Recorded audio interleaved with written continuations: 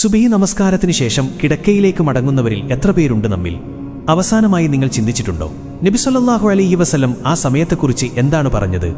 പ്രവാചകൻ സല്ലല്ലാഹു അലൈഹി വസല്ലം പറഞ്ഞു, സുബഹിക്കും സൂര്യോദയത്തിനുമിടയിൽ ഉറങ്ങരുത്.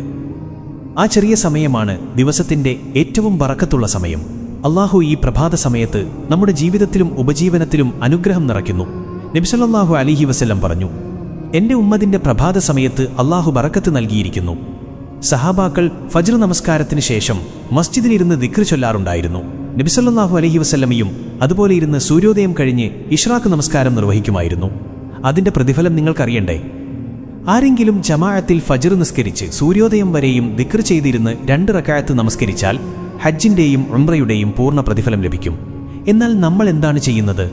അല്ലാഹുവിന്റെ അനുഗ്രഹം നിറഞ്ഞ ആ സമയം ഉറക്കത്തിനായി നഷ്ടപ്പെടുത്തുന്നു. ഇന്നു മുതൽ ശ്രമിക്കൂ. ഫജ്റിന് ശേഷം ഉറങ്ങാതെ ഖുർആൻ പാരായണം ചെയ്യുക, ദിക്ർ ചൊല്ലുക, അല്ലെങ്കിൽ ദിവസത്തിന് പ്ലാൻ ഒരുക്കുക. അല്ലാഹു ആ സമയത്ത് നിനക്ക് ബറക്കത്ത് നൽകട്ടെ. ഉറക്കം വിട്ടാൽ നഷ്ടമല്ല, ബറക്കത്ത് ലഭിക്കാത്ത ദിവസമാണ് യഥാർത്ഥ നഷ്ടം. ഈ ഒരു അറിവ് നിങ്ങളുടെ കൂട്ടുകാരിലേക്കും എത്തിച്ചു കൊടുക്കാൻ മറക്കല്ലേ. നിങ്ങൾ കാരണം അവനൊരു പുണ്യം ചെയ്താൽ അതിന്റെ പ്രതിഫലം നിങ്ങൾക്കും ലഭിക്കും ഇൻഷാ അല്ലാഹ്.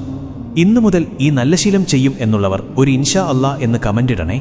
നിങ്ങളുടെ കമന്റ് ചിലപ്പോൾ മറ്റുള്ളവർക്ക് ഒരു മോട്ടിവേഷനായാലോ. അല്ലാഹു നമ്മെ എല്ലാവരെയും സ്വർഗാവകാശികളിൽ ഉൾപ്പെടുത്തി അനുഗ്രഹിക്കട്ടെ. ആമീൻ യാ റബ്ബൽ ആലമീൻ. അസ്സലാമു അലൈക്കും വറഹ്മത്തുള്ളാഹി വബറകാതുഹു.